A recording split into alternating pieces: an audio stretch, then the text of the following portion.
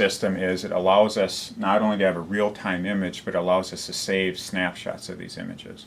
So what I can do is click on the camera button, and that'll save exactly what I saw. And this way we can document the ages and the actual sample itself. And then I'll just kind of go through progression. So I'll save it as a muskie that was caught in peat well, and I'll give it, as you can see up here, I'll give it an individual identification number, 001. And so each fish that we caught, and we save a sample, or we take a snapshot of the anal fin rays, will have its own identification number. And that is going to help us in the future if we ever need to go back and reevaluate our aging. All we have to do is look at the snapshots we've taken. We don't have to pull out the structure and re-age it all over again that way. And also, these samples are going to deteriorate over time. They're biologic, or organic composition. So in 10 or 20 years, this sample won't be like it was right now. So being able to save these digitally, and then we will also back everything up off-site in case we lose everything. That will that helps out as well. So now we have everything saved. We have our images ready to go, and we're pretty much on to the next one at that point. Well, like you said, with today's technology, with the microscope, the computers, and saving everything. Another question for you is that, at least when we caught these fish down here, a lot of these fish got pit tags. So if they rear captured in 5 years from now, you can go back to that number and saying, all right, we have the base measurement at 34.8 inches. Now it's at 42. Yep. That's some data that can go back. Oh, exactly. And that's very, very valuable information. It's what we call partial known age fish. And that will assist us in validating these structures. And I know you've been out when we've been stocking fish before, and we put that elastomer mark in their jaw, the colored mark in their jaw. That's going to give us fully known age fish. So now when we go back in peat and well or anywhere on the river that these fish are stocked in 10, 15 years, and we catch one of those, we know exactly how old it is. We can look at how our aging compares to the known age, and we can determine at that point if what we're doing is truly accurate or not.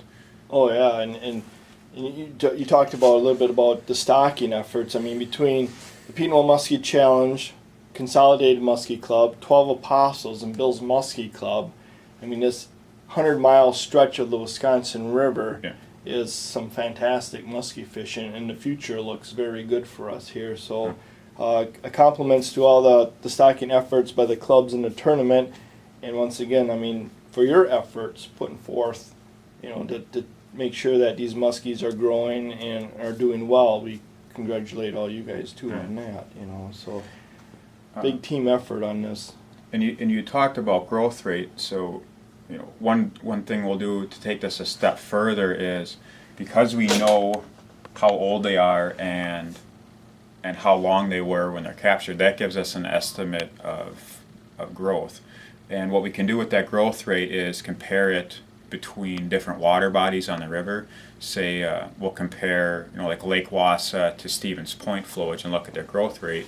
They have different length regulations on them, and that'll give us an indication of how if one population is growing faster than the other. Or we'll compare them to different regions. We'll compare our fish growth rates to those up in Vilas County or to Green Bay, and that'll just give us an indication of where these fish fall on the spectrum. Now, in your time on the water from Peat and Well all the way up to the bay and maybe further north, what do you see as far as the forage? Is it pretty equal throughout these, what I call pools?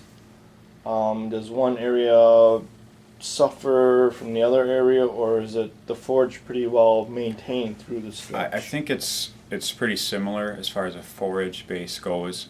The species are pretty similar all the way across.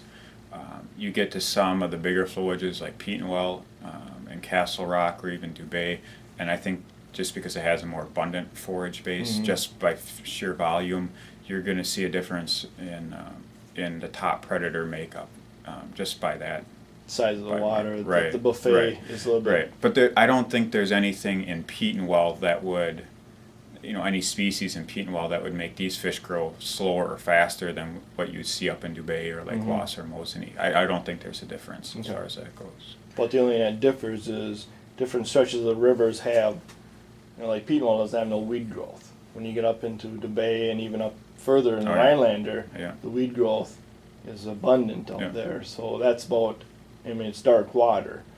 But the only thing I've seen as being on the water is, some a little bit about structure as far as the amount of rocks, big boulders, and then weed growth. Sure. About all you see is difference.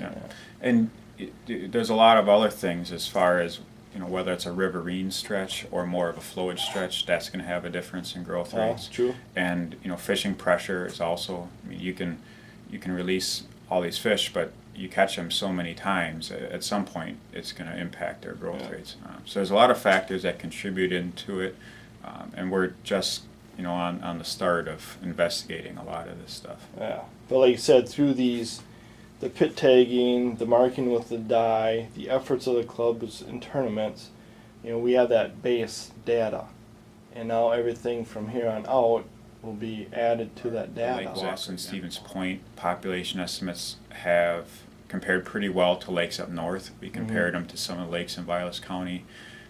They have pretty good estimates as far as density wise. They're probably a little bit higher than most of the water bodies we compared them to in Vilas County. And we still have the good growth rates as well, which is encouraging. Fantastic. I mean, that's to have more numbers of fish and to see those fish growing a little bit faster is definitely something. Let's find another riverine stretch that's about the same density or the same acreage with same species, maybe in Minnesota, and let's see how those compare. And then that'll give us an idea, and it'll give people in Minnesota an idea of is our management working to our specifications, and is their management? I mean, that would be ideal. Well, this kind of concludes our segment here on aging the muskies through the anal ray. Garrett, thank you for letting me come down to the laboratory. A couple quick acknowledgments. Bill's Muskie Club for the donation of the laptop here so these guys can do their study, record. Also like to acknowledge, along with Bill's Muskie Club, 12 Apostles Muskie Club, Consolidated Muskie Club, and the Petenwald Muskie Challenge for all their efforts in stocking. And to you, Tom up in the Wausau area, Justine, and your team down here for your dedication for all species here in the Wisconsin River and area lake. So we appreciate your dedication with that. So hopefully we'll see you out on the water this spring doing some type of fyke netting, or maybe I can join you guys or Justine's team and get out and experience that. And if I do, I will make a little short segment on that too. So thank you, and hope you enjoyed the video.